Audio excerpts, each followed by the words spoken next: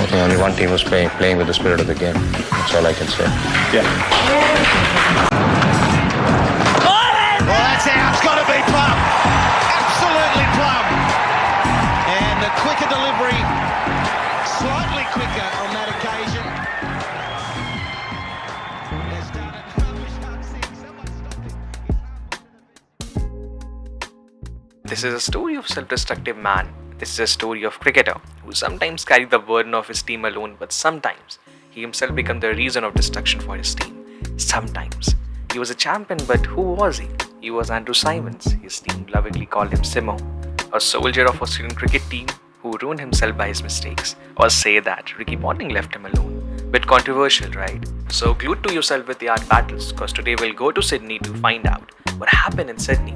Our top two cricket teams caught fire, which changed the entire scenario of that series. Our Team India, which became series winner, become ICC Test #1 team, become a World Cup winner, which played in the spirit of the game. Secondly, Australia got into trouble with its cricket team. So let's jump it right now.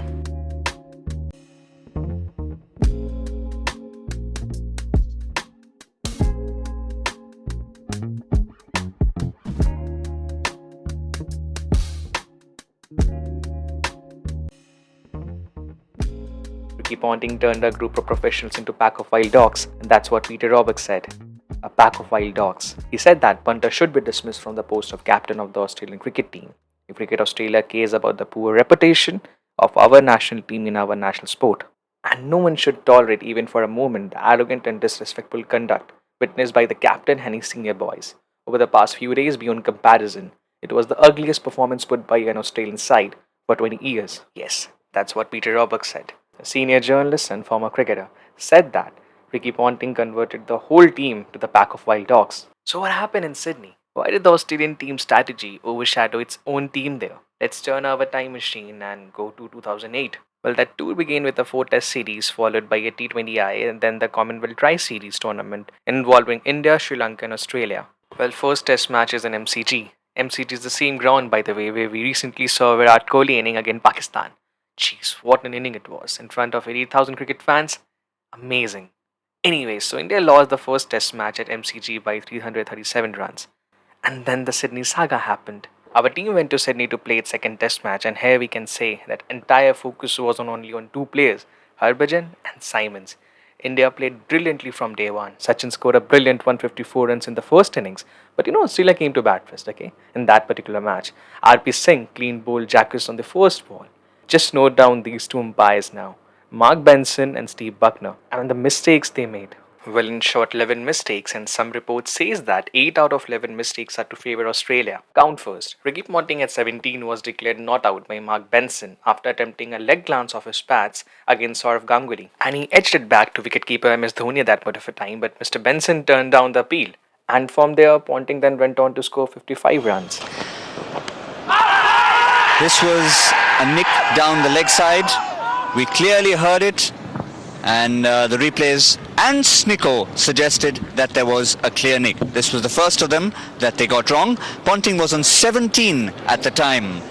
And then came the Steve Buckner, West Indies umpire. Symonds attempted to push outside after the bowling of Ishant Sharma, but managed to edge the ball to Dhoni, and everyone appealed for caught behind. And again that caught behind was turned down by Buckner, and from there Symonds went on to score 162 runs for that. Behind of an enthusiastic Ishant Sharma who was fairly certain. Most people in the stands heard the nick, and once again the Snicko and all the audio that we heard there suggested that he definitely got a nick. Symonds was on 30 at the time.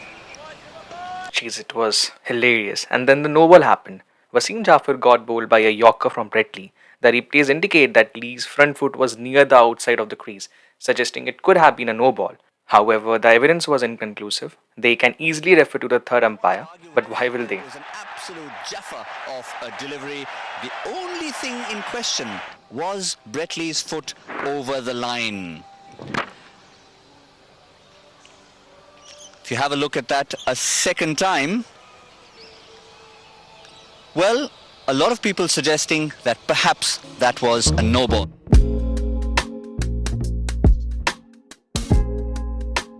That duo, Mark Benson and Steve Buckner. So again, Saurav Ganguly was declared out by Mark Benson. The TV footage didn't provide a clear answer on whether the action was correct or not, but the way it was announced has caused some controversy.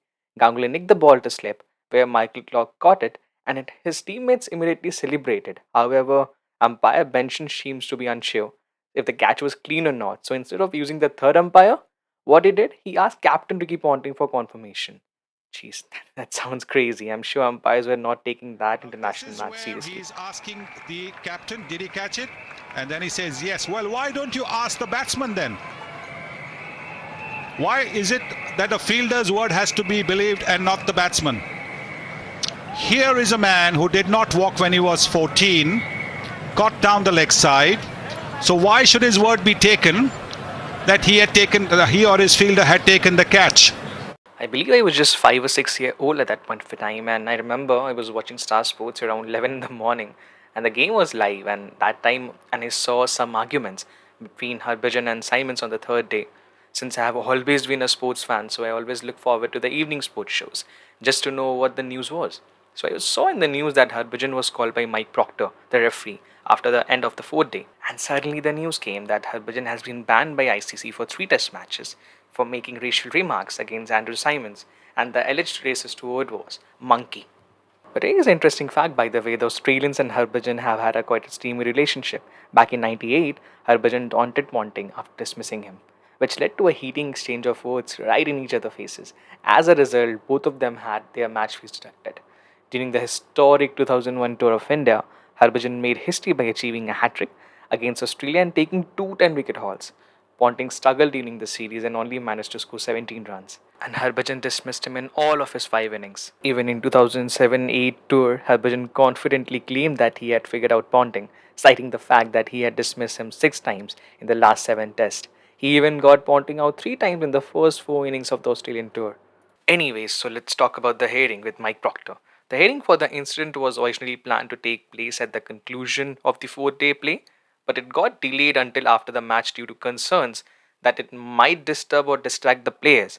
Mike Proctor, who was assigned to preside over the case, mentioned that umpires hadn't heard anything regarding that allegations on the evening following the end of the fifth day. Proctor, after hearing the testimonies of Hayden, Symonds, Ponting, Gilchrist, and Tendulkar and Harbhajan, announced that Harbhajan would face a 3 match ban. His final report included the statement, I believe one group is telling the truth. Proctor didn't mention, but he indicated that Tendulkar and Harbhajan were being dishonest in their statement, while the Australian team was being truthful. And then you know what? And then the storm came. Actually, more than the storm, because after that statement from the court, the Indian team announced on January 7 that they would halt their tour until the appeal against Harbhajan 3 match ban was resolved. So instead of continuing to Canberra, the team got off their tour bus and stayed in Sydney. After waiting for several hours, the BCCI issued a statement expressing their intention to challenge the action to suspend Harbhajan Singh ban. Even Sachin Tendulkar allegedly messaged Pawar suggesting that they only play in Perth if the ban was lifted. Harbhajan Singh and Australian all-rounder Andrew Symonds, and the subsequent hearing by the ICC match referee and his conclusions are, to say the least, distressing. The Indian board does not accept the findings of the match referee and has decided to challenge the unfair decision to suspend Harbhajan Singh as it deems it patently unfair. The board will appeal to the ICC to review the decision of the match referee and suspend its operations till the appeal is disposed of. The Indian board realizes the game of cricket is paramount, but so too is the honour of the Indian team and, for that matter, every Indian. And when the ICC CEO came to know Malcolm Speed about the whole situation, he revealed that Commissioner will be designated soon to preside over the appeal, which may occur before the third test match in Perth on January 16th. Additionally, the ICC had assigned Chief Referee Ranjan Madhugali to mediate between Ponting and Kumble in order to elevate tensions between the two teams. And then the ICC announced that Harbhajan appeal would be heard after the third test, allowing him to play until then. Judge John Hanson from the New Zealand High Court would oversee the appeal. BCCI President Sharad Pawar confirmed that the tour would not be cancelled even the appeal was unsuccessful. Eventually, Harbhajan didn't play in that particular third test match. In Perth, which usually considered as a place-friendly pitch, so we move with just one spinner. That's skipper Anil Kumble. That's it. Only one spinner. Oh, by the way, there will be one thing happen.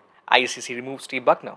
Despite before the two both teams made clear that there will be no change or actions against umpires, but ICC dropped Buckner from the test match and Billy Borden took that stride for the test match. And the good news came. After the appeal hearing in Adelaide, ICC Appeals Commissioner Judge John Hanson concluded that there was not enough evidence to prove the racism charge against Harbhajan Singh. Consequently, Harbhajan's 3-test match ban was lifted. However, he was still fined 50% of his match fee for the lesser offence of using abusive language, and that was in level 2.8 offence. Hanson's action was based on the fact that there was insufficient evidence to support the allegations. He was particularly concerned about the origin of the altercation between Harbhajan and Symonds, which stemmed from Symonds' anger over Harbhajan patting Lee on the backside as a gesture of appreciation for a good delivery. Symonds was unable to definitely confirm whether Harbhajan used the word monkey or not. He also acknowledged that language used did not meet the requirement for a level 3.3 offence. Symonds further admitted that it was possible that Harbhajan used an offensive Hindi term, that is, we know that we are Indians, right, that teri ... but he couldn't confirm if we had heard it or not. But here's an interesting fact, right, after the hearing ended, Bhaji got relief from the court when Sachin Bhaji Kumble was going and waiting for the lift outside. If we look at the media reports, coincidentally, Australian player also came and had a mild altercation with Indian players, where the Australian player said that we will beat India in the CB series and blah blah blah. Anyways, and in the press conference, punter Ricky Ponting said that we do not need any best of 3 finals. We will win the first 2 games easily with 2-0 lead. Really, no more was needed as India won the CB series with 2-0 up. And he's hauled out. It's it. The Commonwealth Bank Series goes to India. They've beaten Australia in the first 2 finals and won the first triangular competition in Australia ever.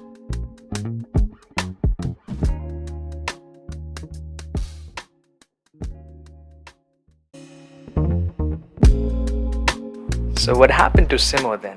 Well, that scandal led to strained relationship with his teammates and affected his standing with the Australian cricket team. He faced disciplinary actions and was dropped from the national squad on multiple occasions. Excessive drinking, his form deteriorated and he struggled to regain the confidence and focus required to excel at the highest level. The scandal had not only damaged his reputation but also eroded his self-belief, making it increasingly difficult for him to perform at his best. Yeah, and that's all about Simo. Yes, he got a call from Deccan Chargers after that from IPL, but he knows what he was going through. He was a rock star, he was more courageous, but the uncontrolled one. He died at the age of 46 in a car accident, and all about him. So, this was the story of Monkey Gate controversy. Thank you for listening. And for many more stories like this, glued to yourself with Yard Battles.